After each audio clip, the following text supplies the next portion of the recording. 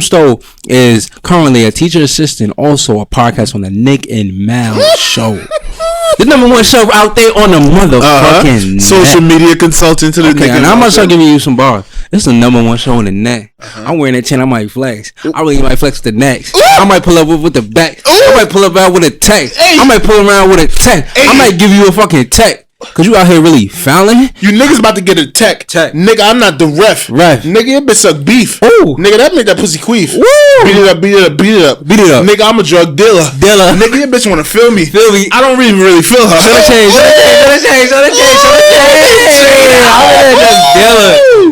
We got that big ice horns. Listen, man.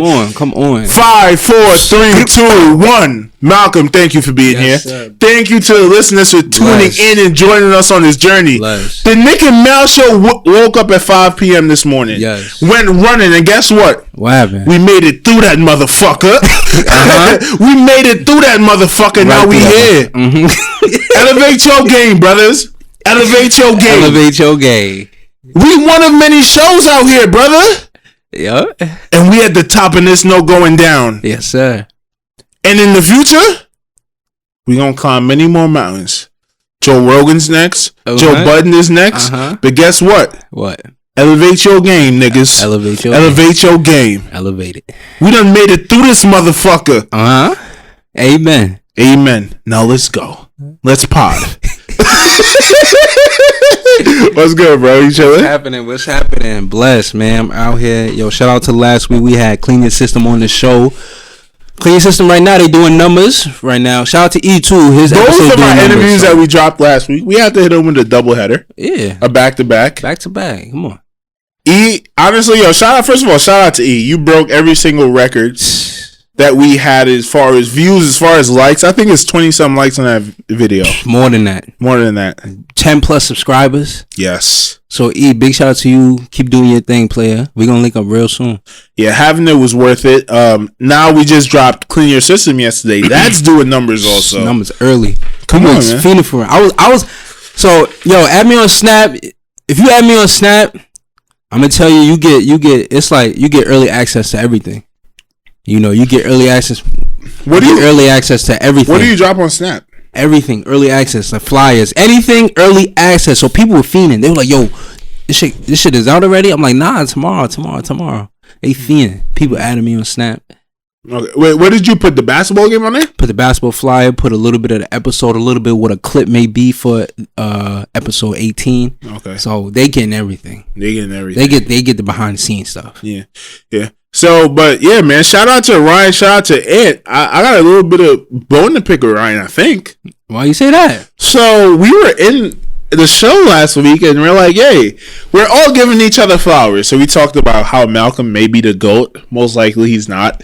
We talk about how Ryan may be the GOAT. Most likely he's not, because y'all equal each other out, right? He said you're the GOAT. You said he's the GOAT. We give Anthony his flowers about how good of a DB he is, how no one could break his tackle. Mm-hmm. So I try to throw myself in the fray, you know what I mean?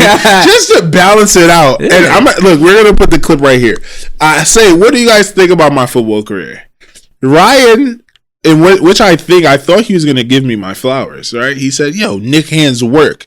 And directly after he said that, I just jumped off and be like, yo, let me rock for a little bit. Tell him something else. Tell him I was a hard worker.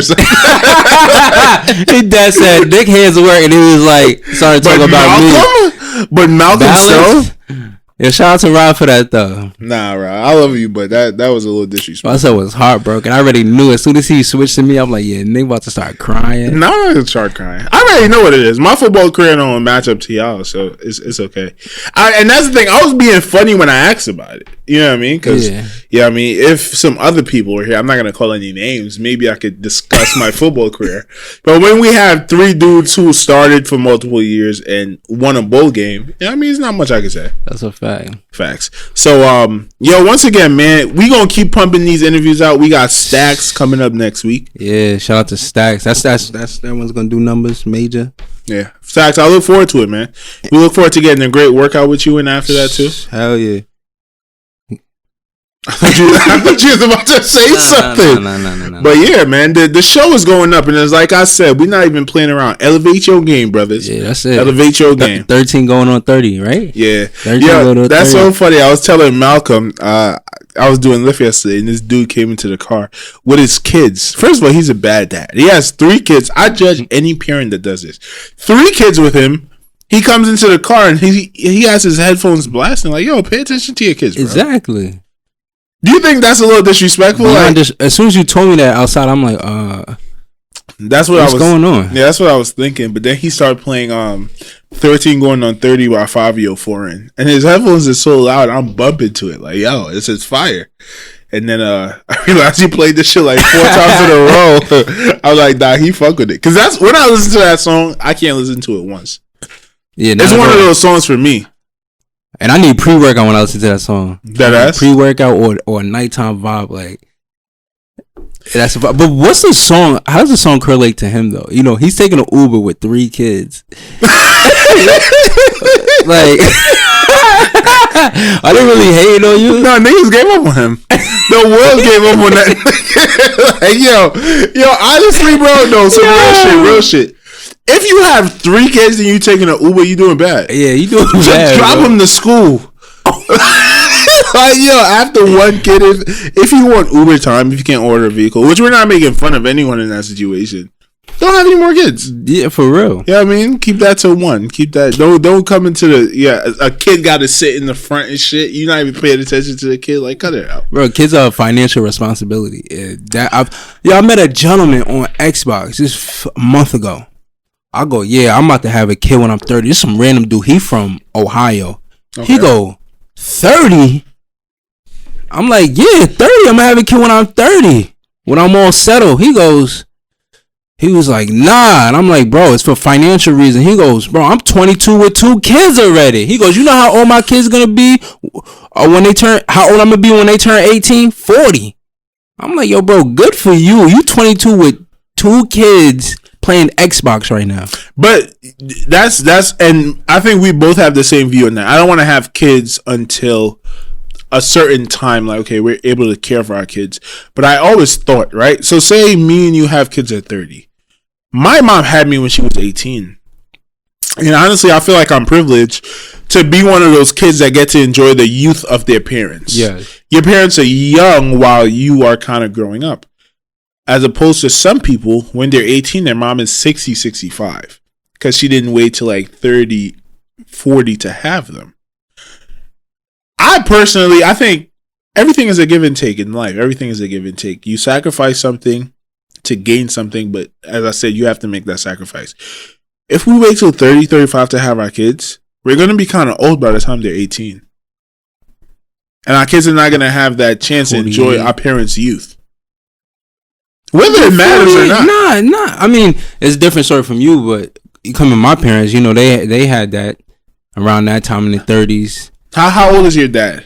50 something. So you'll be 50 something. Your kids be in their 20s. You'll be valid. You'll be valid. Depending how many kids you want, but at 22, 2 kids. If you said 1 kid, like, all right, come on, we cut you some slack. Yeah. All right, bro. You was really dibbling, dabbling. Like, I need another one ASAP. And I feel like now he's in the back of the Uber with 2 kids listening to 13 going 30 by Fabio Foreign. 3. No, but this dude from Ohio.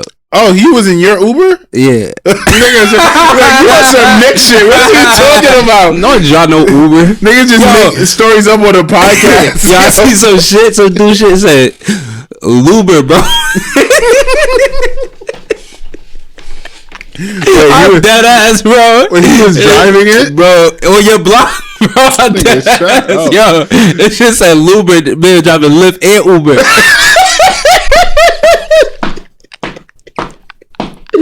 No, this thing is ill. Nah, you know what I thought it was? Some people create their own driving apps. Oh, for real? Yeah. Yo, can I tell you something? And we have a lot of topics to get to. I promise we're going to get to them. So, you know I've been studying Nike lately, right? Okay. Talk to him. I think the most interesting thing about Nike is, I think Phil Knight is the most underrated billionaire in our society. And I'm going to tell you guys why. we see, and how I got to this from the Lyft and Uber thing, there are actually a lot of smaller companies that are trying to come up. We don't ever hear about them, but a lot of smaller companies trying to do that share riding thing. They're usually local. Like in Long Island, it's like 5 of them. Ooh. Yeah, where it's like, yo, you get an app and you're calling a local Long Island car share like ride service. And it's usually a lot cheaper. And Phil Knight, I think when we hear about Nike, we think about the cream of the crop. We think about the top brand in America right now, period.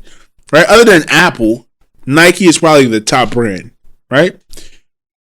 And we say, oh, Adidas is okay, but it isn't Nike. Under Armour is okay, but it isn't Nike. Puma is okay, but it isn't Nike. Nah, don't put Puma and Nike in the same sentence. Puma is a big brand. Nah, I mean, we don't play soccer. Like for people who play soccer and stuff, Puma is a big brand. All of those shits came before Nike. They all existed before Nike, and Phil Knight was a broke college student and decided, I'm going to go against Puma and Adidas. Adidas. That's how you pronounce it properly. Adidas. Oh, for real? Adidas? Adidas, yeah. Ooh, that's hot. That's Adidas, that sounds hot, right? I'm rocking that Adidas. Adi, nigga, not Adidas. I got that Adidas, nigga. Adidas. So, yeah, he decided. He decided. You're childish. He decided, like, listen, I'm about to go against this big corporation. And for an 18, 19-year-old kid, that's a big task. And I think, I suppose, I don't know personally. I mean, it's probably a lot of young people out there cooking up in their basements that we don't know about. But I feel like people in today's society kind of succumb to these big companies, as opposed to where we think that, oh, they're already making the money, we shouldn't even try. Like, why doesn't Amazon have a competitor? That's true. Right? Why is no one trying to become the better version of Amazon? Walmart is trying. Well, Walmart is trying to gain back some market share. That's true. True. Amazon took a lot of market share that Walmart used to have, so they're trying to get it back. But yeah, because I think Walmart was the place where you went for everything, right? If you needed something, you don't know where to get it, go to Walmart. Amazon is now that, so they're trying to get back some market share. But yeah, I think that's the coolest part about Nike. Do some research on Nike and Phil Knight, man. It's honestly very, very motivational. The way that company came about to what it is now, it's crazy. Yeah, and the gentleman ran the fastest marathon run in Nike shoes. Yeah. I believe they banned those shoes. They're like $200. I don't know the name of the shoes. Was it the Cortez? I don't know. They're the ones with the big foam at the bottom, and the Cortez. They make you bounce when you run, bounce forward. When was this? Was this recently? I would say a year ago, 2 years. It's a documentary on Disney Plus. Oh, okay. And you go to Nat Geo. Yeah, Nat Geo. But yeah, do some research on the Nike, man. The way it happened is crazy. Phil Knight literally took a trip to China, met someone, started selling shoes for the guy, and this is to show you the power of today's society and like regular people like us. If you can push a product, even if you don't own it, you become the most powerful person in that trade. Phil Knight and them did not own the shoes, but they were the ones selling it. Therefore, they were the ones getting the feedback. Right? They were the one getting the what's the word that they always use with TikTok and stuff? The data that is so dangerous. Mm-hmm. It is. It's not that it's dangerous. It's profitable. Nike, Phil Knight was able to own Nike because he was getting the data on how to make the shoes better, to the point where the manufacturer, the guy who was making it, he became second nature in the business. Mm-hmm. Right? Phil Knight was the one basically creating the shoes. Like, yo, put this on it. This is what they want. Yo, put that on it. This is what they want. And by the time their contract ended with that guy, he had enough capital to say, listen, we know how to make the best shoes. This motherfucker doesn't know shit. Let's create our own shit. And they took off. Also, Phil Knight is saying that the other gentleman doesn't know shit. So he didn't know shit. No shit as in what? Didn't know the didn't know how to. So let me explain to you. So Phil Knight went to China, right? He met a gentleman, say you, and you have his shoes.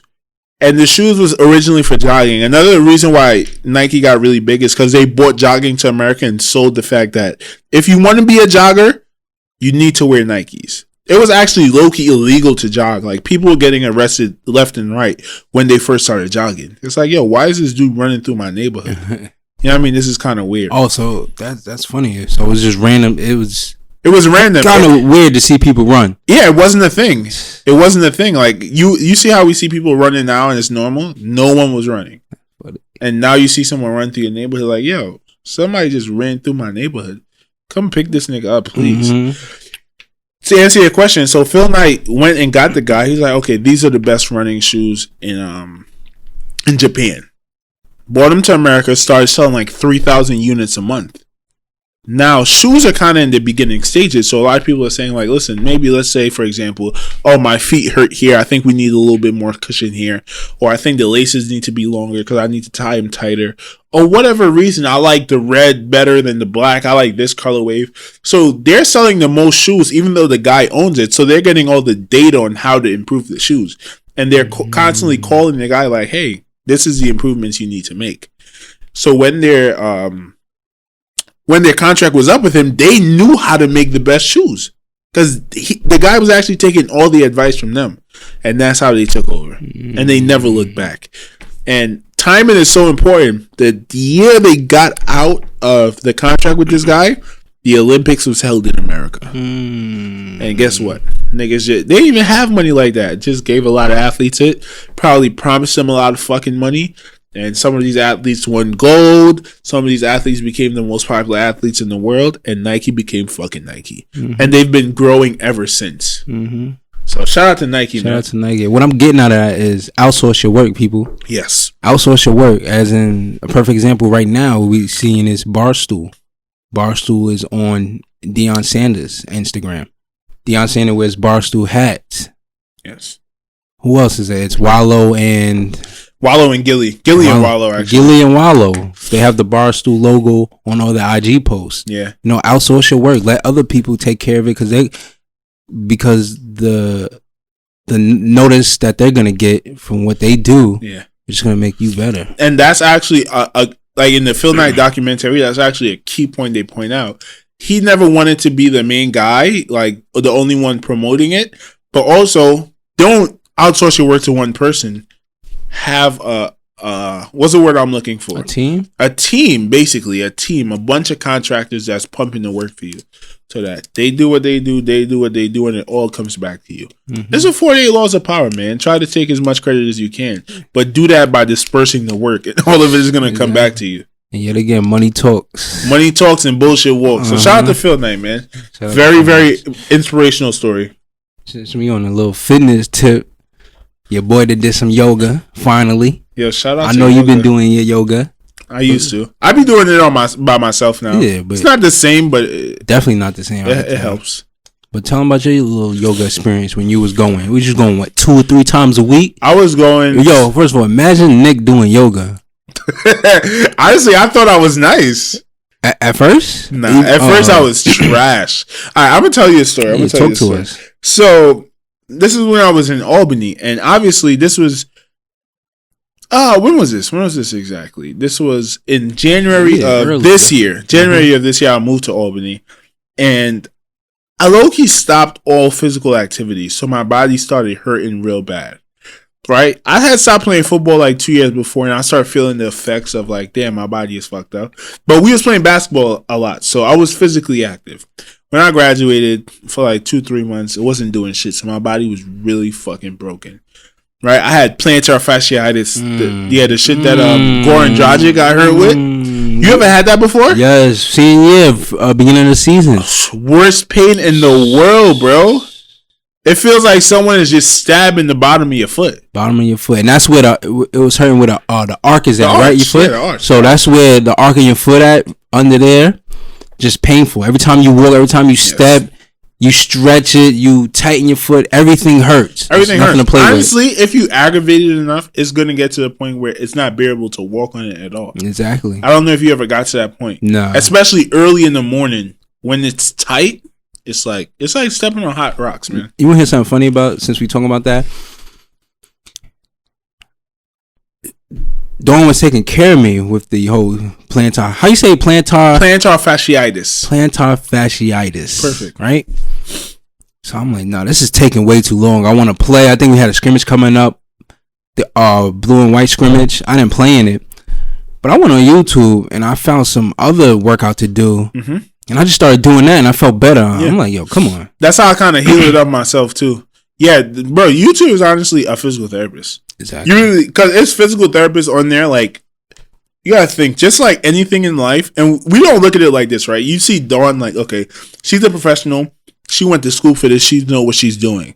But just like there's Goran Dragic in the NBA, and then there's LeBron James. It's the same thing in physical therapy. You have the Goran Dragic in physical therapy, or the fucking Kyle Kuzma, and then you have LeBron. Mm-hmm. So you go on YouTube, a lot of times you have the best physical therapists who are trying to build like a following for themselves, which smart people do. They have the money to do that, and they give you some of the best advice. And I actually went on YouTube and was like, yo, how do I cure this shit? They gave me a little advice, and they was like, yoga. You need to do yoga. Mm. So I'm like, okay. It's this gym that I went to, Best Fitness. Shout out to Best Fitness. It's honestly one of the best gyms I've ever been to in my life. It's so dope. It's big. They have turf. They have upstairs, downstairs. They have everything. It's lit. Oh, yeah. And I started doing yoga, man, like 3-4 times a week. And my body transformed, right? My body transformed to the point where I felt no pain. Like, not in my knees, not in my foot. My Achilles used to be shot. My Achilles used to be fucked up, like sore, tender all the time, popping. Like, yeah, it used to be bad. And the yoga honestly cured all of that. So honestly, if you have any shit going on with your body right now and it doesn't feel good, like if you have any like pulled muscles or you played sports and anywhere, bro, your back, like anywhere, do yoga. Yoga is very, very, very, very important. And it's to the point now where I haven't done yoga in months. And those effects are still lasting. Mm-hmm. I don't have plantar fasciitis problems anymore. You never heard me complain about my Achilles. The only thing I complain about now is my knees, and that's because I have torn meniscus. Mm-hmm. So even after I stopped doing it, the effects are long lasting. So yoga is fucking important. And it's good for your body. It's good for your mind and your soul. Yes. It made me feel like I was in a different element. Yes. It takes you to that other state. It takes you to the other state. When you do yoga, do they have like 5 minutes at the end where you just lay down and rest? Yes. Where like you do nothing, right? Yes. That's the best 5 minutes. And it's like you go to yoga class. So this is what they do. You get in there, you do a couple simple stretches at first.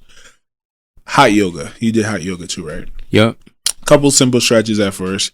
And then you get into a real workout. This is the challenging part. Is it challenging for you? Oh, man. You would think, you go to the gym, that, this is a walk in the park.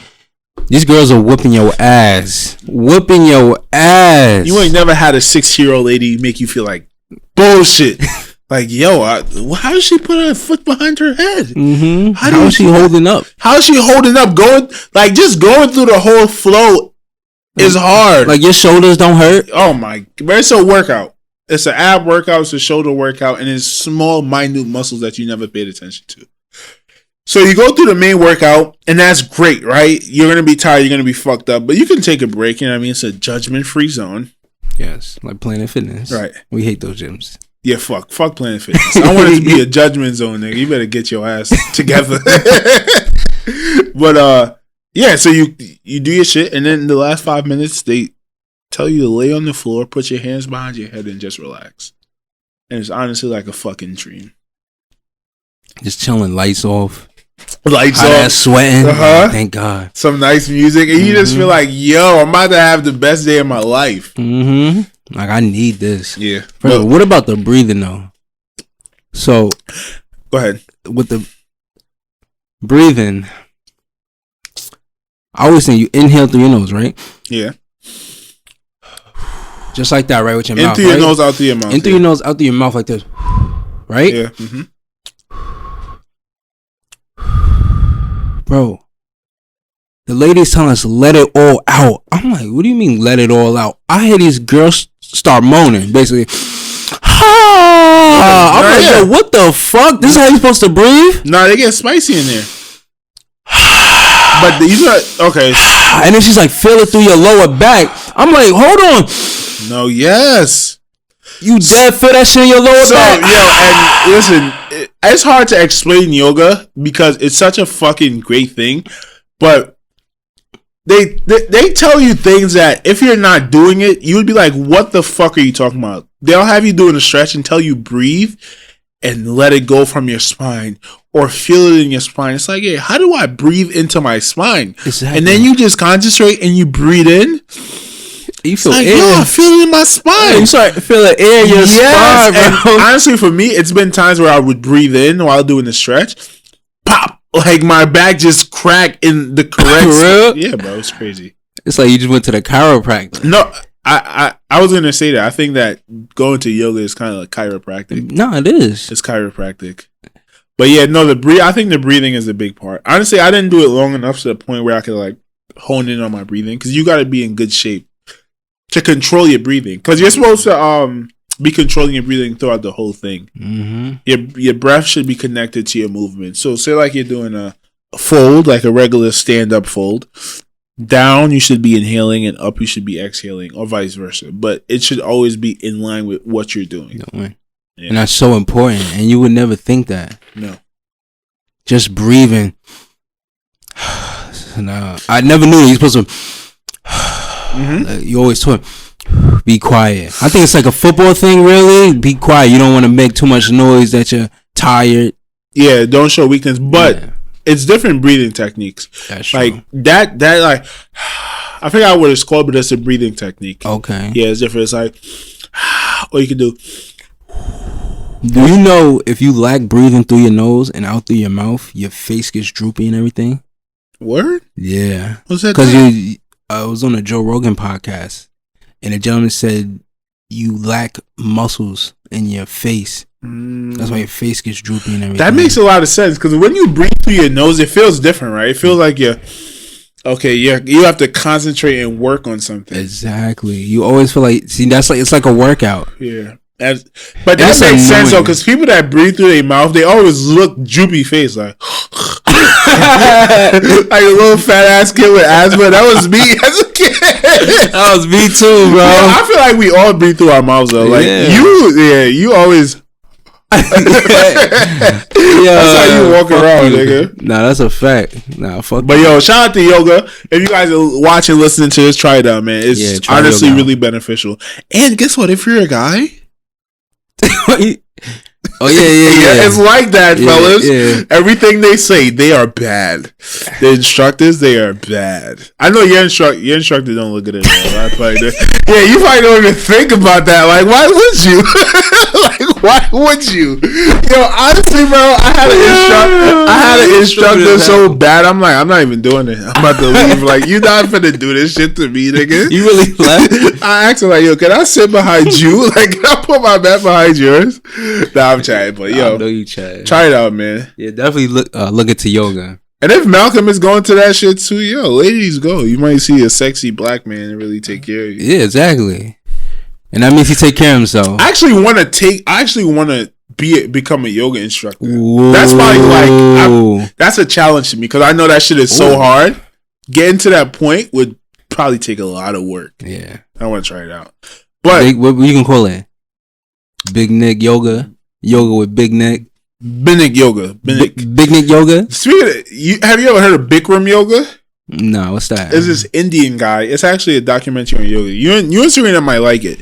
This guy, he was a beast at yoga, right? And he was a really good looking like Indian dude when he was younger, but he came over to America a little bit older, and he started this like cult like. You didn't even watch Tiger King, but you see how Tiger King had like this cult like following of people who would do anything for him. Mm-hmm. He had that, but in a lot larger numbers, like in the hundreds. Damn. But he was teaching these people yoga, and he fled the country because they said he was sexually assaulting women and stuff like that. I believe it. He might have been a little bit too touchy, but I think that a lot of these women were with it for whatever reason. Because only force at some point, it's just like, okay, I have to move up. And that's the thing. I'm not excusing him. I think a lot of guys are too touchy and don't know their boundaries. Mm-hmm. But I think we get into a situation where guys are powerful and some women allow it. Not to say a woman is allowing it. She might want to be touched by that guy. That is her right. Yeah. And then these guys get into a mode where they think like, oh, I think this girl wants me, and they misread the situations and stuff like that. All the time. Yeah. So situations happen like that all the time. Yeah. Like, even before you maybe start dating the person you dated, they wasn't ready. Yeah. Yeah, but yeah, bro, and that's a great thing to say. It's a lot of relationships that could essentially check, yo, my boyfriend kind of sexually assaulted me, not in an aggressive way, but like that wasn't 100% right. Yeah. You know what I mean? Like I wasn't ready. Like, I wasn't ready. I wasn't ready. Yeah, and it's just like I just went with the flow. But he's nice. His Bikram, his yoga was fucking crazy. He still has a big ass movement. He's just in Europe and stuff. He can't come back to America because he has a bunch of like sexual harassment. So what type of yoga is he doing? It's regular yoga, but it's some different shit. Let me pull it up. He gotta pull it up. You don't want to pull it up? Nah, he be doing some different shit though, like sitting on his head and shit. Okay. But it's pretty intense. But it's pretty intense. But yeah. So shout out to check it out, Bikram Yoga. Yeah, Bikram Yoga. And the documentary on YouTube on Netflix is pretty interesting too. It's a topic I wanted to come in here and address. Honestly, I don't know how I should address it because I'm not a woman and I have a lot of compassion with this topic, but I'm a man. You know what I mean? Sometimes we say things that might be offensive that we don't mean to be offensive. So if I say anything wrong here, I'm not a man. I don't know how women feel. Please. Wait, you said you're not a man? I'm not a woman. Oh, okay. I said I'm a man. I don't know how women feel. Okay. So if I say something wrong, I'm not trying to be disrespectful at all. So the news came out yesterday that Chrissy Teigan and John Legend had a miscarriage. And apparently she documented the whole thing because she's had previous miscarriages. And the first thing I was thinking, like, yo, are you cloud chasing? Like, why are you documenting this? Same. But, okay, so that's the first thought. But then, and you're going to understand why I feel like this. The issue with miscarriage in America and in all societies, I think we don't pay attention to it as a society. 1 in 4 recognized pregnancies, which means that the woman knows she was pregnant, ended in miscarriage. That number is fucking crazy to me. 1 in 4 pregnancies, bro. Yeah, that's scary. And I asked Malcolm today, do you know anyone that had a miscarriage? He said no. That's not because you don't actually know a woman who's been through a miscarriage. You don't know because she doesn't talk about it. Why don't women talk about it? I'm going to read this quick little study that I wrote, but it's a lot of different things, and I think this is why we need to pay attention to it. They said 55% of respondents believe that miscarriage occurred in 5% or less in all pregnancies. As we know, that's wrong. It's more like 25%, 1 in 4. It's actually more like 33% in all pregnancies, because a lot of people are pregnant, they have miscarriages, and they don't even know that they're pregnant. So the number is more like 1 out of 3 pregnancies ended in miscarriage. Commonly believed causes of miscarriage include stressful event, lifting heavy objects, previous use of an interim device. I think that's like the contraceptives and stuff to like stuff inside the lady. Yeah, to prevent pregnancy, right? Mm-hmm. Of those who had a miscarriage, 30% felt like they had lost an actual child. You lost a human. This is how these women feel, right? Partially one of the reasons that they may not talk about it. That is a heartbreaking subject. You feel like you lost someone that no one ever met. How can you even go to someone and cry to them about this and experience your feelings? 40%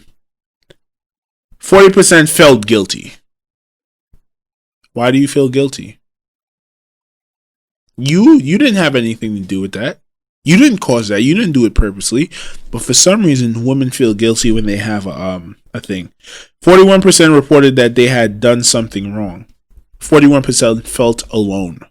And that's the most important one I want to key on. 28% felt ashamed. So think about the mental gymnastics that these women who had a miscarriage are going through. Mm-hmm. And I think a big reason is we do not make it a topic. So when it does happen to a woman and she thinks, yo, this really fucking happens, I'm a bad person. What did I do to kill my child?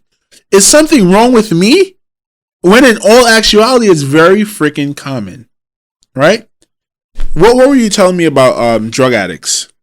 Drug addicts, where would they go to talk about their habits, their bad habits, and let out their feelings to become better. They surround themselves with the people that have done the same thing they did. Yes. And I was actually, when I was working in the hospital, I was speaking to this guy, right? He had relapse on meth. And I was just trying to get him in the mindset of recovery because he has been through it before. And I said, hey, man, what's one of the biggest things that helped you in the past? He was like, honestly, when I first went to rehab and I realized that there were people there going through the same thing I was going through. There was people there that not only went through what I went through, but they're on the other side. And that kind of made me feel better. I think we need to create something like that for women who go through miscarriages. Because just like they never talk about it, just like they never say anything, we don't know how long, first of all, this guilt, this feeling of aloneness, I don't know how long it lasts for. Maybe it could last a lifetime. I don't know. Maybe it could last until they have a healthy kid. But that's not good. And women, I would say I love every single woman that's been through something like that. I'm sorry that you had to go through something like that, but as a community, we need to do a better job of not making these women feel alone, not making them feel like, you know what I mean, they did something wrong. You shouldn't feel guilty. You know what I mean? Like, I don't know what to say, man. No, especially for ladies that deal with multiple ones. Yes. Now you start thinking, what is wrong with me? I can't produce. And then you gotta think. Then they start thinking, is my man gonna stay with me? Because as a man, you want to reproduce, right? Wow. So that's a lot going on with a female. Her mind already playing mind games. Does my man even love me? Does he still love me? Is he gonna try again? What is wrong with me inside? Is it my diet? What is it? That's a lot of stuff. Did I lift something heavy? Am I not doing something right? Am I a bad mother? Yes.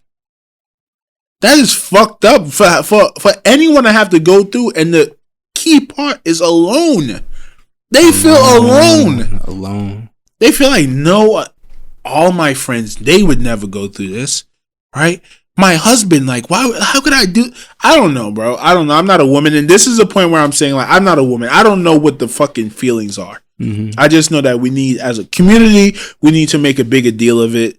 And we need to give these women support. Yes. Like, there needs to be a Miscarriage Anonymous or something. Phone call. Because I do not know what the long-lasting mental effects of this is.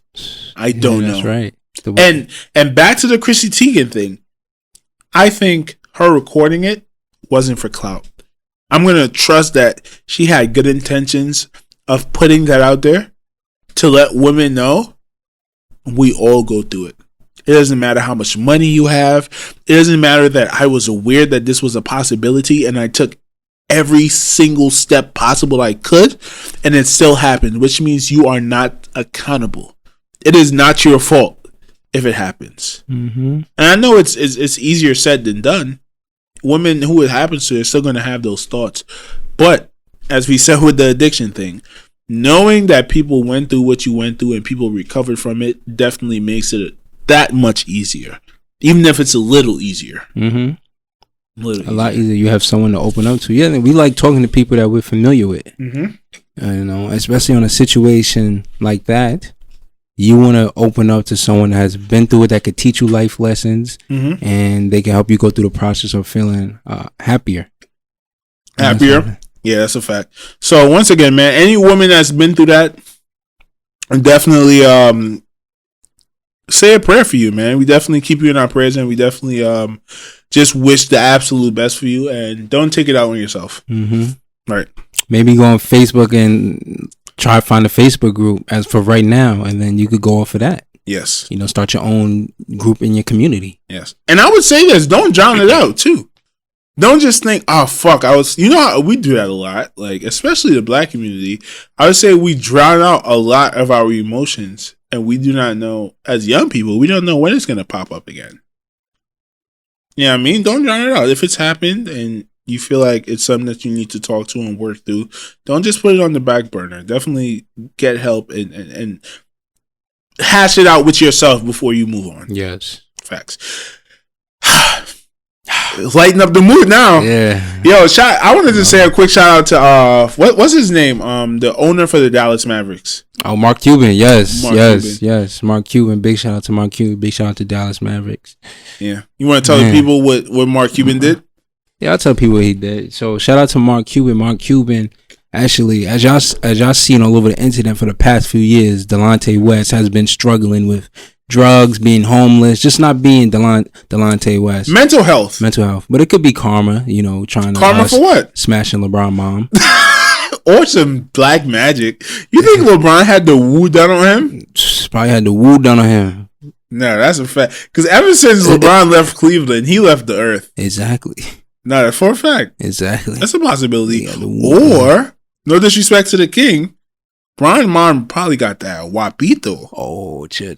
No, I'm saying no disrespect. She probably got that guapito. She broke up with him. He got fucked up. You a hot boy for that? No, but go ahead.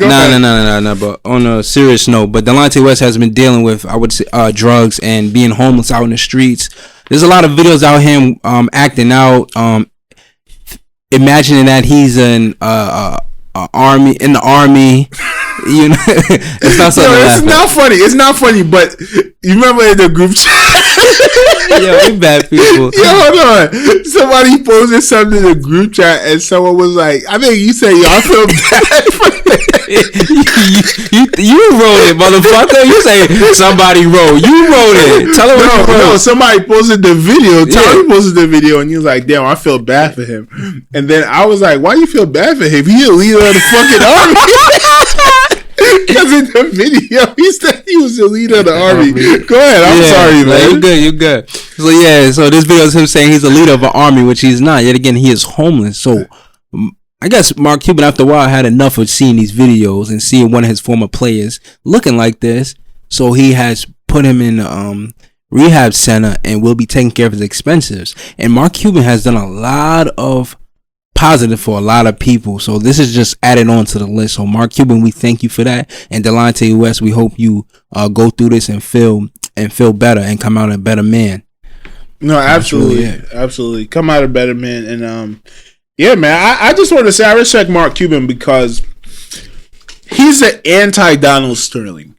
And I think there's a lot more owners in the league like Donald Sterling that really don't give a fuck about these players, right? They're just a dollar tech, and they probably really feel like they own the players on some, like, slavery type shit.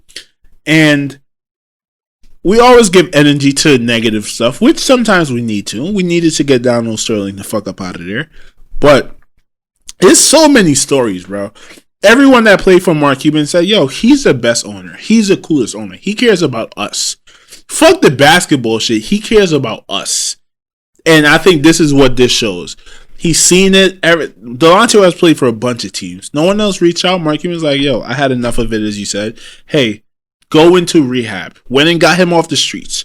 A billionaire. Mark Cuban does not have to do this. At all. He's been enough distant from Delonte West, where I don't think he's feeling that shit when he's not thinking about Delonte West when he goes to bed at night. But he's like, hey man, we're gonna take care of you. And what a great story would be if this guy actually gets his life on track. What if he actually gets his life on track? You know what I mean?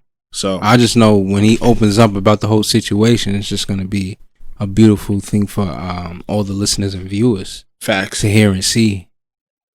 I'll be honest.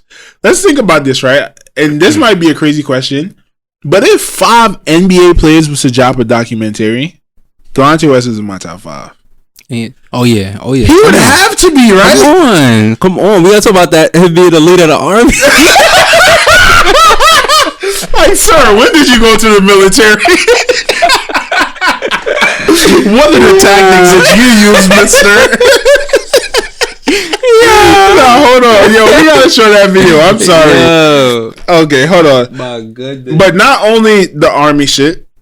Yo, was that shit that everyone's saying about you and LeBron's mom? Is there any truth to that? Could be. Right? And how did you go off the path of being an NBA player to a strung out drug addict on the side of the street?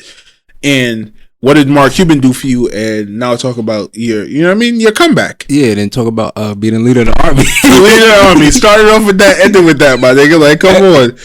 Yo, we're on a serious note, though. On a serious note. Oh, here's the video. You about to play it for him? Nah. Here we go. What? Man, alright. Why'd you hit him? Did he attack you first with the self-defense, or did you hit him? Man, I walked down the street. The man approached me with a gun. Where's his gun at? I don't give a fuck. Okay. That's how you answer that. You know what his gun is? I don't give a fuck. Okay. Young champ. I'm the leader of the motherfucking goddamn Navy SEAL. Oh, it's a Navy SEAL, sorry. And the Navy. I'm motherfucking President Trump. I'm the real fucking president. Oh. Okay. I'm right now. I'm not the leader. He said he'll leader the gangs. He everything. He the top dog. And also, just to show real quick, this is actually sad because let me put that on me. He's actually been battling like mental issues for a very long time. And I remember like 3 years ago watching this interview that he did with his son or his daughter. Because even when he was in the NBA, they said that he had bipolar issues. That's kind of like why he got kicked out of the NBA. And look, he seemed like he was doing pretty good here. Just look how clean he looked. Clean. My goodness.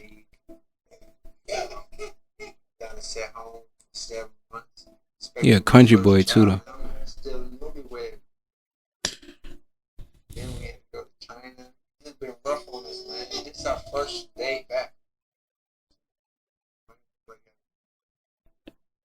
This is sad. It seemed like he got his life on track. Had a kid. He's married. What year was this video? This was 5 years ago, 2015. 2014, actually. 14. So 5 years ago, that's like around the corner. Around the corner. Yo, shout out to Mark Cuban. Shout out to Delonte West. I really, really hope that you got your life in check. And what's sad about the situation is not only him getting off drugs, but it's clear that he has mental issues. So you got to get off drugs and then address those issues also. Issues. It's a lot of work. Yeah. Get him right back on track. See his kids too. You know, he been on his kid life for like 5 years now. For a fact. Well, I don't know how long the drug issue started. That video was 5 years ago, but I don't know when things got bad. But he's definitely not in his kid's life right now. I wonder what his wife has to say about this. Ooh, yeah. You never see her say anything. Maybe she could be part of the reason why he started. I was thinking about that, right? Because, yo, bro, that is a real thing. We never, like, you know what I mean? It's not something I personally experienced, but a lot of people get into relationships, their life goes south. Because their husband is fucking using crack. Yeah. You know what I mean? Their wife is using this, using that. We've seen it happen with pressure on you. With Bobby Brown and Whitney Houston. And that's just a famous example. This shit happens all the time. All the time. Yeah, they was out here wilding, living their best life, you could say. And I guess it was the party era too. See, they would have been lit in the 70s. It was in the 70s. Oh yeah, I'm tweaking. So they was in that. They was in that drug era. They was. It's just big. I guess it's just extremely big because they were very talented, and it's like, wow, look where you could have been if you didn't do all of this crack or coke. You know what it is? I think Whitney got really fucked up. Like it was apparent that she was on drugs. Like with Michael Jackson and all these other people, it's like, yo, are they on drugs? I think he might be on drugs. But Whitney Houston was like, yo, she's on drugs. Yeah. Like she's cracked out right now. God bless the dead or whatever. Yeah, that's true. But yeah, you know what I mean? So yeah, I didn't know how powerful she was. I was at my friend's house actually that day that she passed away, and his mom was like, "Oh, I want to cry." I'm like, "Damn, Whitney Houston was that talented." Mm-hmm. And it was a white lady too. So I'm like, Whitney Houston is that talented? Was that talented? That good? I never knew. She was good. She was good. I mean, I just know from growing up, like when you hear her voice, you know it's her. Yeah, exactly. You know what I mean? And the music is touching. I have a playlist right now. If you go into my Spotify, with her and Celine Dion. Oh, for because real? I grew up on them, bro. You did grow up on soul music because when you came to Utica, you was listening to, it was 50 Cent or Michael Jackson. A lot of Michael Jackson though, and then around that time, that's when Future was big. So everyone had to hop onto Future. I came into school as a 20. I was 18. And niggas around. I had the V back in the day. You know what I mean? I was the only nigga with the V back in the day. Fact. So everybody be riding with Big Nick, and they come into the car, and I'm bumping Michael Jackson. I was like, bro, what's good with you? Like, what are you doing? What's going on here? But I was a big MJ fan.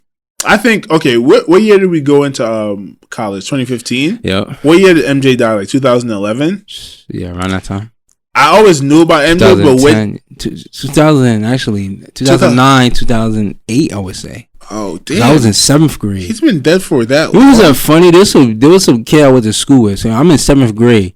Bro, he messaged all his friends saying, this is what you get for bashing Michael Jackson. Look, he's dead. I'm like, bro, why are you sending this? He did message to all his friends and sent this to people. Like, I never said anything about Michael Jackson. Why are you sending this to me? He sent it to you? Yes, he sent it to all his Xbox friends. Like, why are you sending this to me? He probably was a big MJ fan. He probably was hurt. Yeah, bro. That was mad weird, bro. But, yeah, when MJ died, I remember I just became a fucking super fan. It was just like, yo, because you just start reliving his career. It's like, yo, his music was so good and he's dead. Damn. And then you start seeing all the videos of when he was young, and you start seeing the transition, like, oh, this was a black dude and he turned white. But it's like, why? He was a good looking black guy. Like, and it's just like, I was just like, you know what I mean? Super, super, like, Michael Jackson down. What? Michael Jackson really turned white. Yeah, he was a white man at the end. Yeah, like, yeah, that's just mind blowing if we think about it right now.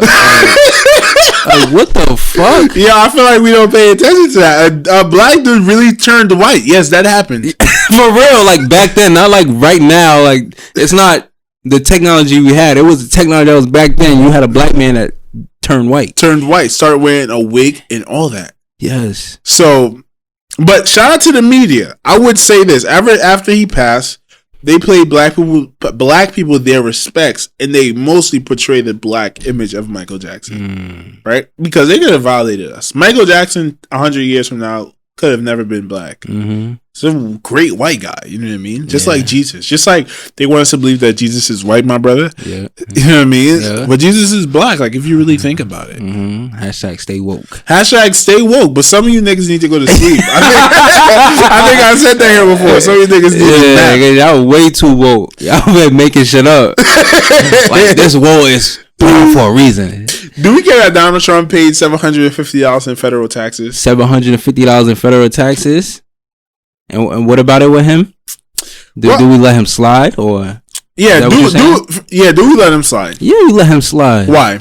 Because you could pay for the top-notch people to move your money in a certain way that it looks like, okay, you only pay this much in taxes when you really don't pay that much in taxes. Mm-hmm. It's just the federal's getting $750 of your bucks, but you have this something else to make more people money.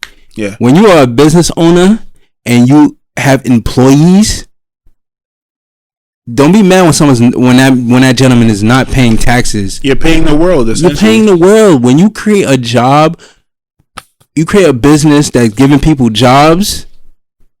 That takes more out of. Think about this. Imagine starting a business. Think about this, people, because people get me so pissed off. This dude don't pay no taxes. This money could go this and there. Well, when you have a business and you're paying people.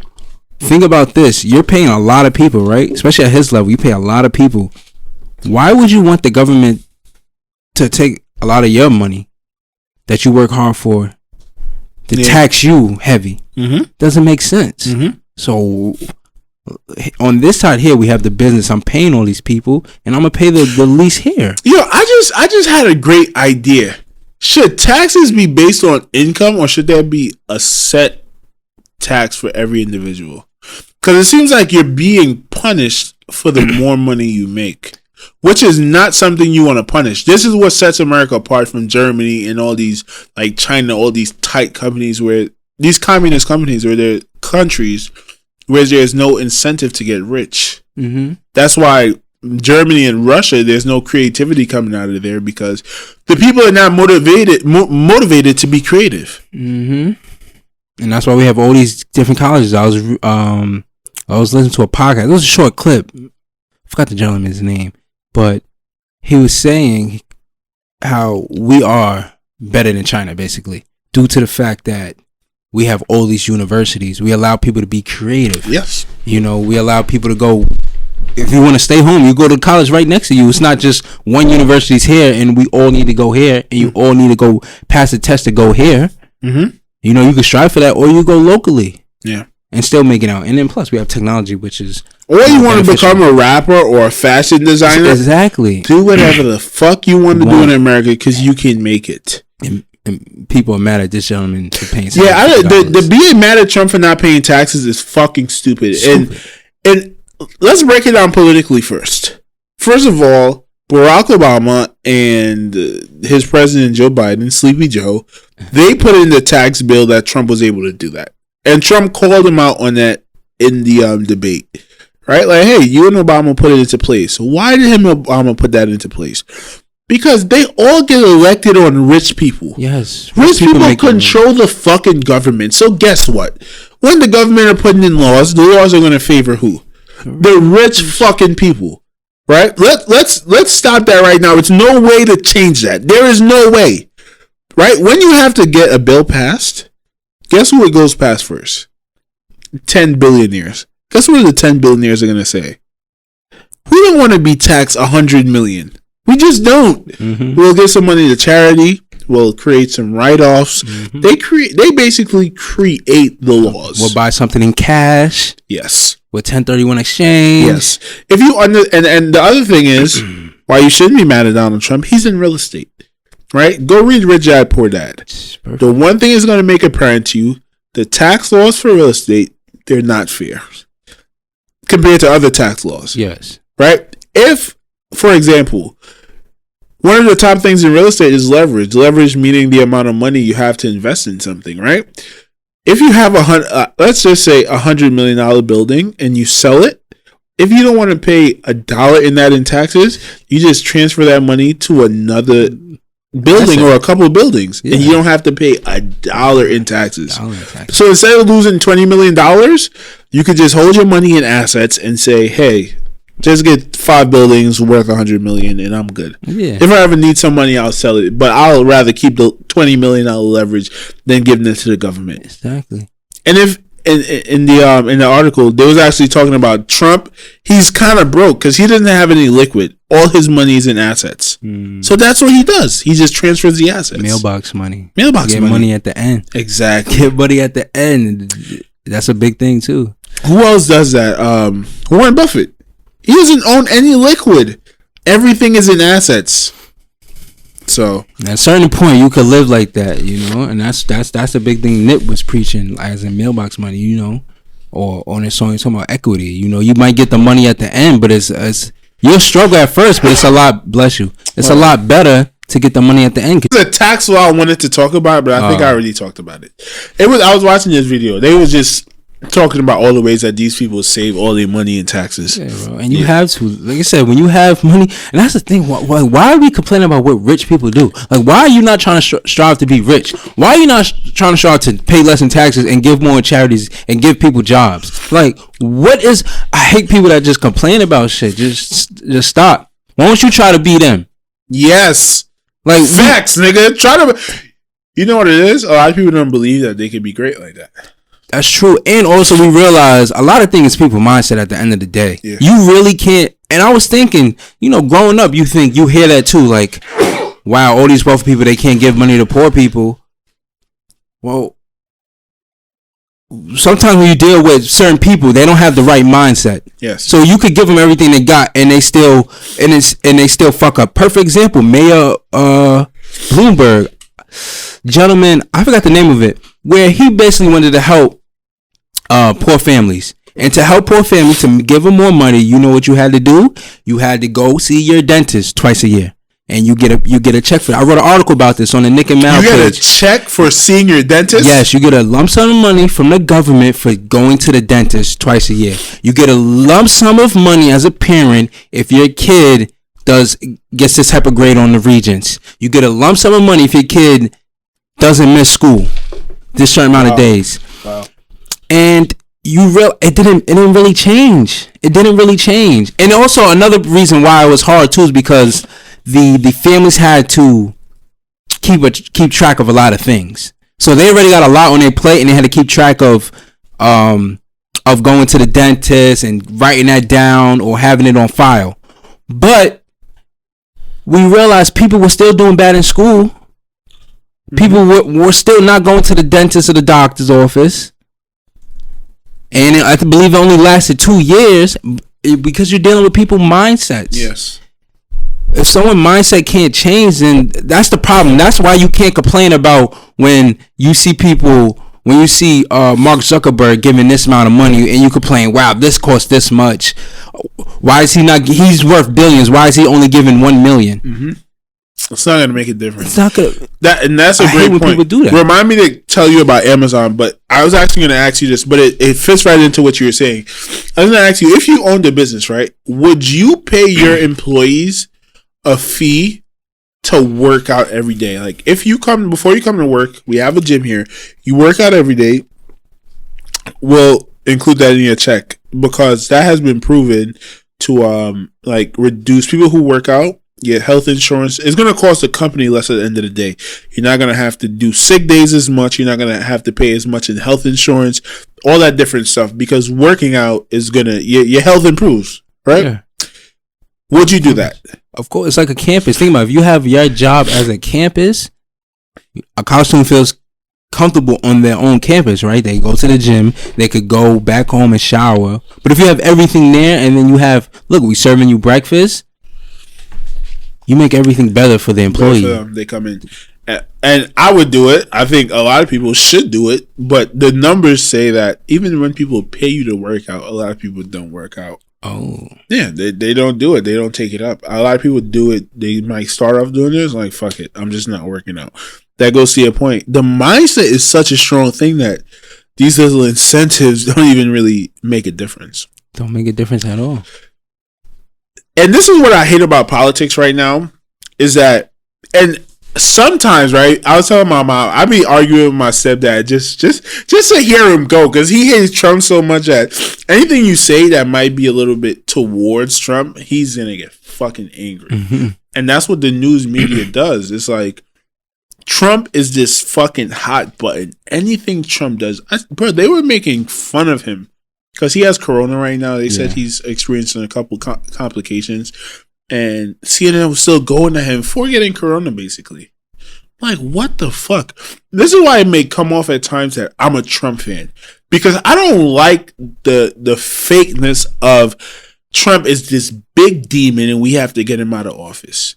Right? And that's why it might come off I'm a Trump fan. Because no, I know Trump is bad. I'm not saying he's good. Yeah, he's divisive. He's dividing the country, black, white, all this racist bullshit. But don't hate him more than he needs to be hated and try to prop up other people based on his downfalls, because those other people are bad too, right? Biden, he had a bunch of fucking racist laws. We've heard what he said about black people time and time again. Yeah, it's ridiculous that we dealing with these two people. And when the reports about Trump taxes came out, they try to make it seem like he's the only person doing it. Exactly. All the fucking billionaires do it. Jeff Bezos, guess how much taxes he pays? Tell him. Zero fucking dollars. And guess what he does? Employ people. Yes. Here's the way he oh, fuck. Oh, that's perfect. The way he does his taxes is so crazy. So this is what Amazon does, right? So if you go on Amazon, you realize that they sell everything you can get from a manufacturer for $2-3 cheaper. And they offer you 2-day shipping for no money, basically. You pay a $5 monthly fee and you can do unlimited 2-day shipping, right? If you use Amazon and you don't really know how much 2-day shipping costs, it's a lot of fucking money. It's like $20-something for one 2-day shipping. Yep. How does Amazon afford that and make billions of dollars? Well, what they do is they use it as a loss, right? So what Trump and them do is that if they buy a building for $100 million, this is how they save 40 million. Watch this. This is how they save 40 fucking million. 100 million. They're going to say, okay, the building just depreciated by $20 million. So that's 20 million they gained already. Because guess what? The building didn't really fucking depreciate. Mm-hmm. Then they say, oh, we're going to put $20 million in the building for upgrades. That's $40 million they save tax-wise. Because upgrades and depreciations, you get to write those off. Guess what? The building didn't depreciate. and they just upgraded the building exponentially. So guess what? Now you can raise rents. Now you increase the marketability of your property, and your income goes up. But that's already canceled out by the $40 million you wrote off. This is how they play with the money. Jeff Bezos, why he can sell these things cheaper and not pay taxes and make billions is because when he buys something for you for $10 and sells it for $9, guess where that dollar goes? That's not a loss to him. That's a loss that he writes off in taxes. So now he's raping the competition by all the businesses coming to him and gaining more and more write-offs, and is making everything else from all the other services. It's crazy. Bro, y'all need to go read a book. It's crazy and it's common sense. It's just what they do. And you can't be mad at people for playing a game like that, because they need to play the game like that unless they don't go broke. And if they go broke, there's less jobs. Yes. Like, come on. It's common sense at the end of the day. Hey, man. That's a perfect example right there. Like, it can't get any, dumbed down than that. And what you said, if they go broke, businesses go awry. Boeing. The government has bailed out Boeing, the plane company, millions of times. Why? Tell them why. Because if they crash, guess what? America fucking crashes, nigga. Come on, people. Pay attention. Yo. Listen, we too broke. It's not even a free thinking. It's common sense. Do not let the media fearmonger you to death.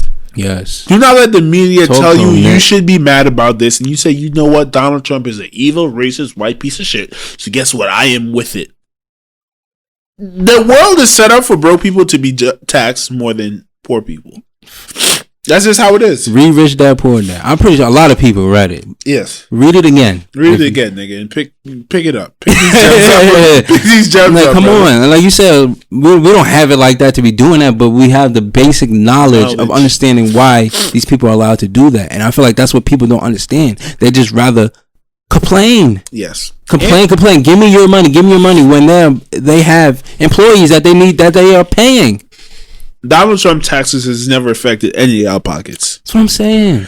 And it's weird when, okay, I'm broke, so I don't give a fuck. This is how I feel, right?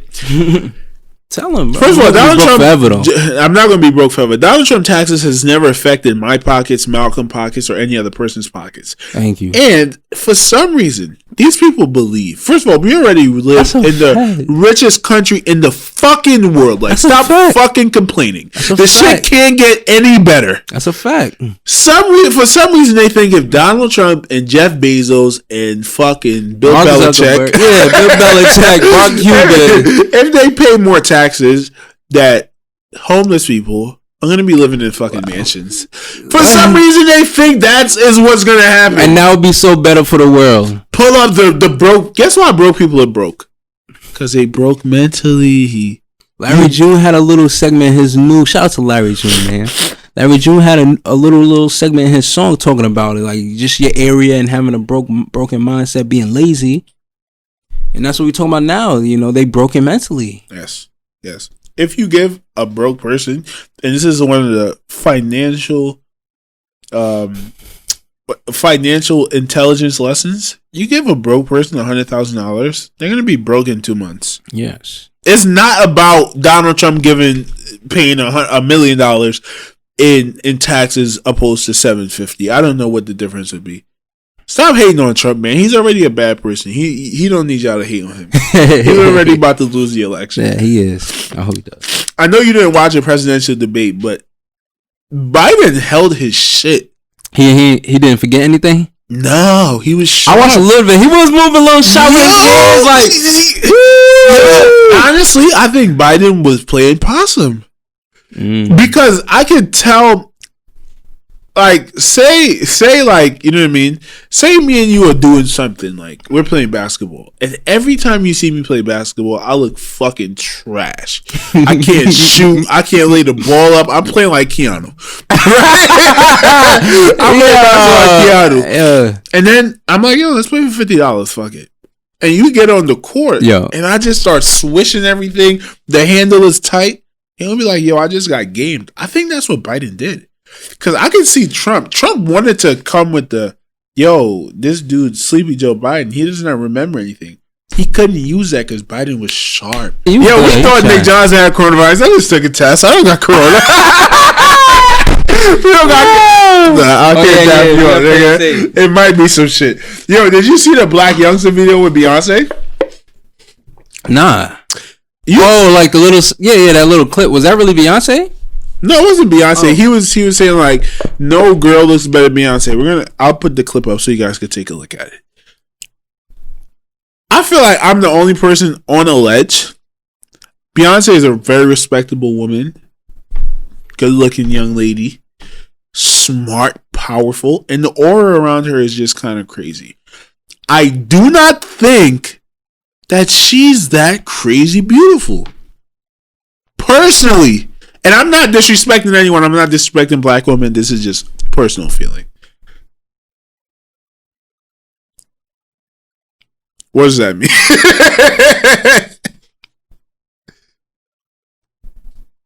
They like a monster. She a boss, bro. She a boss.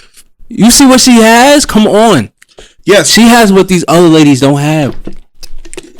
She moves around respectfully. Respectful, but look at her music and look at the female musics right now. Yes. They can't touch Beyonce. No. Come on. But do you think she's top beautiful? But that's what makes it top beautiful though. Yes. Nick, correct. It's the aura that she creates around herself. The aura is fucking crazy. It's like, what's this lady that has kids with Common and all of them? Oh, Erykah Badu. You look at her, she's so fucking attractive, and the attraction is so crazy. But she's not like, yo. Like, if you were just to see her, a picture of her, you'd be like, yo, she is drop dead beautiful. Mm-hmm. It's everything that surrounds her, how she carries herself, how she talks, yes. The respect that she garners from people. Yes. But you're right. Maybe we aren't gassing Beyonce. I wanted to come in here and say I think we gas Beyonce a little bit too much. But maybe she's not drop dead gorgeous. She's very beautiful. When I say drop dead gorgeous, like, I think Rihanna looks a lot better than Beyonce. Yes. Just awful looks. But maybe Beyonce is attractive and we don't gas her because of the aura that she creates. That's why she gets the respect like that. Exactly. You can look like this. Like, would you put yourself in the female shoes? Like you always do. No, I'm kidding. I'm kidding. So stilettos. No. Stiletto Nick. Stiletto's Nick. So then you we should do a drag Nick. Show. Alright, bro. Cut it out. Can we do a Nick and Mal drag show? Cut it out. Bro, I know somebody could do your makeup valid. Look. Let me talk about this point, please. I got a video of you doing that female shit. Cut it out, bro. You ain't got nothing. The Snapchat shit, you had like the girl filter on you. You remember, right? You look cute. Alright, what's my name? What's my name? I would say Gualita. I'm not even Spanish though. You sexy mofo. Oh, good looking. You already know the vibes. Nah, but think about it like this. You know, would you date the most fittest guy or that nigga on the block or that nigga that was on the shade room, the chunky nigga? No, I didn't see that on the shade room. Oh, wherever. The chubby nigga. Not saying he's chubby. What I'm saying he put big niggas on, son. The bitches was really going crazy. Oh, yeah, I know you're talking about. Yeah. But I'm saying it. Would you be around, the most fittest guy on the block or the gentleman, that take care of their body but has that boss aura around them? Or no, even take care of the body. The fat nigga that got that boss aura, Rick Ross, nigga. Oh yeah, Rick Ross. Exactly. So most fittest guy comparing to Rick Ross. Like a female will pick Rick Ross, right? Because he got the boss aura. Yeah, 1,000. So that's exactly 1,000 wow Weezy. Ooh, you want to say that 1,000 shit? 1,000 wow with Glizzy. Yeah, that's a fact. No. What you said is a fact, and that's why I like big girls. I think because I think you have a big girl that's beautiful and she really got that confidence about her. I honestly don't think it's no fit bitches that could fuck with that. That's me personally. Nah, you like because they got that wop. I mean, all girls got that wop. I already told you how I feel about that. Oh yeah, that's true. But they got that wop. But on some real shit, like you have a big girl that is extremely confident and she got that aura about herself. It's just attractive saying like, yo, you shouldn't be that confident because we know how mean the world is to plus size people, especially women. That shit in itself is attractive. You know what I mean? And for Beyonce being as famous as she is, I would say she's a LeBron James of the entertainment industry. yeah. Because she has no slip-ups. No slip-ups. There's nothing bad you can say about B. Nothing bad you can say about B. She's just a boss. B for boss. Not B for Beyonce. B for boss. Right. You know what I'm saying? She a boss. She got that wop. She got that bop, nigga. Oh, what's that boss ass pussy? Stop it, nigga. Come on, yo, shout out to B. I think I'm officially in the Beehive now. Yeah, we in the Beehive now, man. You seen the album video she made? No. You know, she dropped an album and it's an hour of straight music videos of every song. Really? Yeah, she did that more than once, Nick. When? Recently, like 2 months ago. And it's a whole bunch of, it's promoting, like, it's in like Africa, mass, you know, dances, theme. She's just untouchable. That's why Black Youngster is coming off like that. You know what's crazy about Beyonce and Jay-Z? I know Jay-Z is the greatest rapper of all time. I think everybody could agree to that. I think Beyonce is arguably the greatest performer and artist of all time, doing what she does. Right? She started like getting. I think after the Super Bowl performances, we was comparing her to Michael Jackson, and rightfully so. I don't really fuck with either of their music like that. Mm-hmm. Like, if I was to hear it, I'd be like, yo, this is great shit. Like, this music sounds awesome. I'm never going to go on iTunes and throw in the Beyonce. Oh, yeah. Or go on iTunes and throw on the Jay-Z. Not at all. Personally, so. We just going to respect them. Respect them from afar. You got to think, she was on Destiny Child. She was in a group. And she's the hottest one that came out the group. No. The other girl was hotter. Carrie Hilson? Nigga, shut up. And that's probably why Jay-Z fuck with her so heavy. Yeah, that's a fact. You a boss. Look what you did. You left the group and look at you. You bossed up. Like, who the hottest out of, what is it, B2K? Like Omarion? No, Razby is the one that was stealing Omarion girl? No, Razby is the light-skinned one that unfortunately got sexually assaulted by Chris Stokes. Chris Stokes was like the manager of the group, and apparently he used to have sex with all of them. That's what Raz B said, by the way. He said they used to all have to come in a bed together and, you know what I mean, sleep with Chris Stokes. He said he was sexually assaulted. Shout out to Raz B, man. He's been through a lot. Mentally, I think he's one of those dudes that gets clowned by the internet. But I think he's a mentally strong guy, man. He's the only one that talks out about it. And Omarion and them, they never denied it. Yeah, he look moot, man. Look at him. No, he's gay. He's not gay. He's bisexual.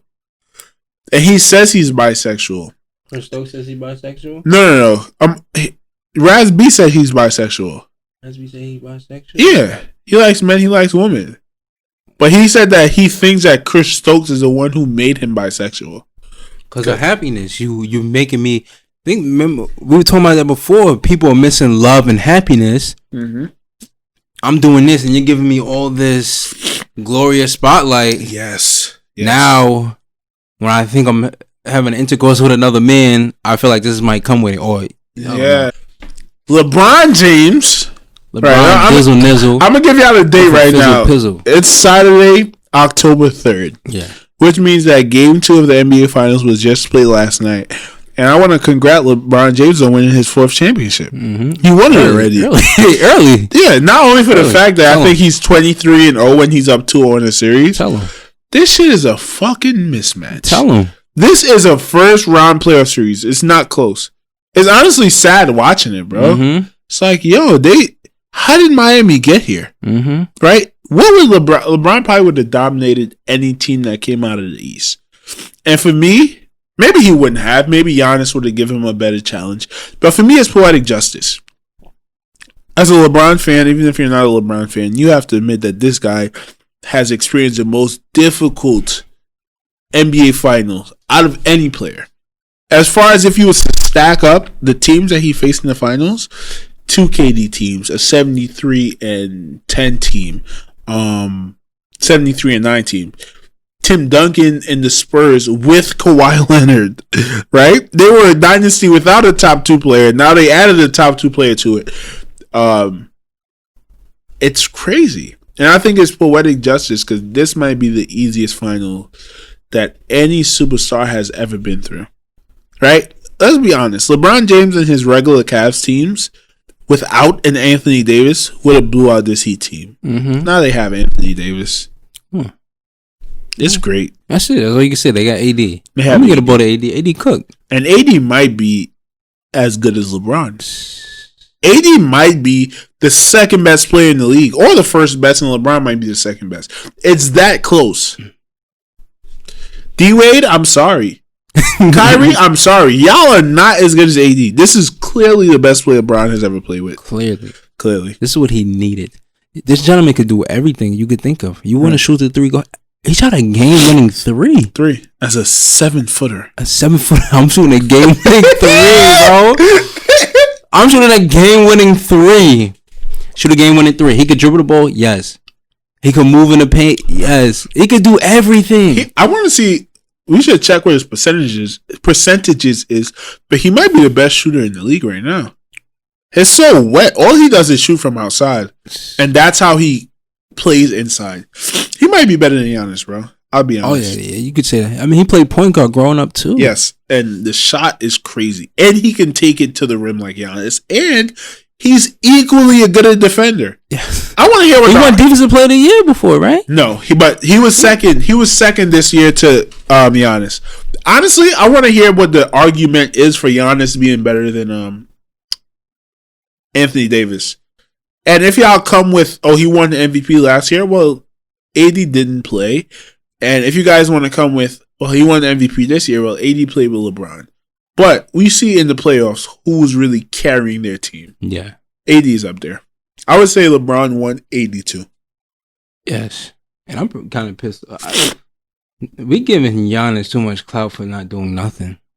Yes. Literally, just cut it out. Just give everything Giannis have to LeBron James, please, or Anthony Davis after they win this. Well, right now. Those MVPs, right? Yeah, or Defensive Player of the Year. I mean, Giannis probably, did his thing, yes. Give him Defensive Player of the Year. You need something. You had a good season. Give him deep. That's true. But you don't deserve MVP. You're not the most valuable player in the league. You're probably third. Yeah. And when KD and Curry comes back, you might it's over. fifth it's on over. that list. Oh, that Brooklyn team. We are diehard Brooklyn Nets fan. We in Brooklyn. We diehard Brooklyn Nets fan. When KD, Kyrie, with no coaching staff. With no coaching staff though. No coaching staff. Yo, listen, we are big Brooklyn Nets fans because we from Brooklyn. That's what. And we got the black on. Come on, this shit look like a Brooklyn Nets shirt. Bro, this is the Brooklyn Nets mug. Y'all see Brooklyn Nets on this? Look. Stupid. But I do hate Kyrie and KD. Why? They are crybabies. Bro, they just be chatting. Like, I don't know what made Kyrie come out and say, listen, KD is the first guy I played with that could take that shot. Does he forgot what it felt like to be carried by LeBron? Yes. Do you remember your mom carrying you? Yes. No. Oh, yeah, I don't. So maybe Kyrie forgot when LeBron had him in his arms. Niggas ask you if Bron was a father figure to you, nigga. Shut the fuck up. Oh, shit. You don't remember that interview? Right after the game, right? Shut the fuck up. Yo, that's so disrespectful. But we Brooklyn Nets fans. But shut the fuck up, nigga. KD, you too. Shut your dumb ass up. Honestly, y'all have 0 championships.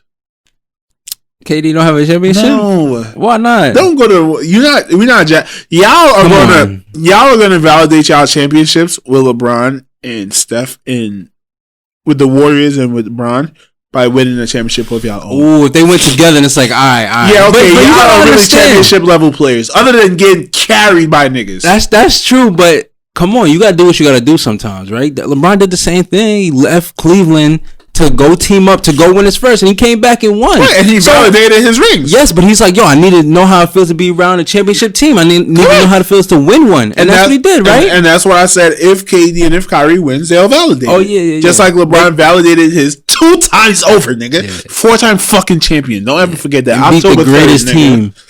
October 3rd, nigga. Beat the greatest team that had Klay Thompson and Steph Curry on the team. Kawhi could never. You quiet motherfucker. Get your shit together, bro. I'm still tight that in the preseason niggas was talking hot shit about LeBron. Hot, man. Like, Kawhi. Is this his greatest accomplishment? Oh, yeah, easily. Come on. You can't even say what? What are you going to say? Oh, this is too easy? Like, no. He makes it easy. Exactly. It is too easy for him. Yeah. He need to be playing with the legends that's in the sky with God. Yeah. He need to be balling with them at this point. He need to be playing one-on-one with Jesus. Exactly. Jesus, Zeus, all them niggas. all of them. Yes, Zeus. Yo, shout out to Bron, man. Way to make a team that spanked Giannis. Spanked him. Way to make him look like fucking children. Don't ever compare. You can't compare any basketball player, and that's my fault. Cause I'll be like, yo, Giannis next up, but I'll never again disrespect LeBron James. LeBron James, you are solidified. You are certified. You are fired. Yo, give him 2 blue checks on Instagram. 5 star, 5 check, 5 star. LeBron is a 5-check player. Stop 5-check player. You a 5-check social media star. What do you think Kawhi is saying right now at home? No, what he says with all that the dumbass time. laugh. Yo, fuck I don't Kawhi, even man. know where you at in the bleachers. But yeah, man, Kawhi got Doc Rivers fired, one of the best coaches in the league. You remember when during the season LeBron he was resting, and Doc came out and was like, "Hey, we're gonna do what we do." No, LeBron wasn't resting. LeBron was like, "Yo, if I'm not hurt, I'm gonna play. Yeah, we're not load managing." Doc was like, "Ha ha ha! The Lakers do what LeBron say. We're gonna do what we're gonna do." You should have done what LeBron said, nigga. He's a better coach than you. Yes, LeBron's a better coach than you, and he's a better player than your best player, and he's smarter than your GM, right? And he does everything better. He's just better at everything. Kawhi, what is low management, Kawhi? LeBron James has certified like, okay, low management does not work. Okay, don't compare me to Giannis because I'm cooking a team that whooped his ass. Yes. Don't compare me to Kawhi because I spent the best team in the league and he went against them with no superstar. He went against the worst team in the West. Yes. Basically. That year. And you had a team that made it as far as you this year. The Raptors made it as far as the Clippers. Exactly. As far as the Clippers. Come on. You couldn't stop Jamal Murray. Were you guarding him? I'm confused, Kawhi. Is LeBron James a better defender than Kawhi Leonard? LeBron James is you see what LeBron does when they hot. Come on, what's his name? Jokic. Yo, you hot? I'm on your ass. Murray, you hot? I'm on your ass. Tyler Hero, you hot? Which you're not. I would be on your ass. I'm on your ass. Who has LeBron not guarded? Come on. Let's end this conversation right now. We got to. Not only is LeBron a greater player than Kawhi Leonard, he's a fucking better defender. I don't want to hear it. Unfortunately, when you got to carry a team 8 straight years to the finals and you're not playing with 3 fucking Hall of Famers, you can't play defense as much as you want to do. But LeBron, Kawhi, you're not on LeBron's level. LeBron is a better defender than Kawhi. He's a better passer than Chris Paul. He's a better scorer than Kobe. He's a better GM than fucking Pat Riley. He does it all, man. Come on. LeBron James a fucking GOAT. Come on. Hey, man. You got to keep going, man. LeBron. End the conversation. And do you think it's a possibility for a 3-peat with this team? Easily? Nobody fucking with LeBron. Nobody fucking with AD. And I think they weren't even supposed to win the championship this year. I think they could add another piece and really, run it up. 3 chips. End it with 6 like Jordan. Yeah. And then Jordan is going to have to come out and say, when you guys talk about the GOAT, please don't mention me in that. Right? Do not disrespect LeBron like that. This is what Jordan is going to come out and say. Please do not disrespect LeBron by involving me in the fucking GOAT discussion. And that's where we're leaving it right now. Mm-hmm. And that's the end of it. Yo, don't ever listen, y'all. Don't ever compare another NBA player to LeBron James. It's quiet. He making this shit look too easy. It's too easy. But on that note, we're gonna holler at y'all. But real quick before we end the podcast, man, it looks like a first round matchup. Easily. It's like, yo, what are they doing? Easily. But it's a basketball, gods. When you go to the finals against the best team in the league and your 2 top players get hurt, the league has to give you a chip back, bro. They have to. The basketball gods have to give you that chip back. Yeah. And with that being said, that's all the time we have, guys. Once again, thank you for joining us on this journey. Mm-hmm. Hope you guys enjoy the interviews we've been putting out. We got a lot more coming for y'all. A lot more. The year's about to end spicy. Spicy. Quarter 4 going ham. Yes. Fourth quarter going ham. Yes, We like LeBron in the fourth. Yes. Basically. Come on, nigga. We're proud of this podcast. We're the LeBron James of podcasts. Yeah, we are. We're dominating. But Don't compare us to no one else. But Don't compare LeBron to no one else. Don't compare us to no one else. These niggas is not. They haven't even figured social media out yet. They just recorded. Come on, these niggas is just chatting. Come on, like we really put in that work. But yo, thank y'all, man. Go support all the interviews. Go watch Clean Your System interview. Yes. Go watch Big E interview. Yes, a lot of life tips in there, and both of them, y'all gonna learn a lot. Yes, and my main man Chris too, and Chris too. With that being said, we out. Split out. We out. That shit was hot. And we went on live on Nigga, I caught coronavirus on air. What the fuck? Yeah. And like that, we're out. All right. We out. Boom. Yep. Nope.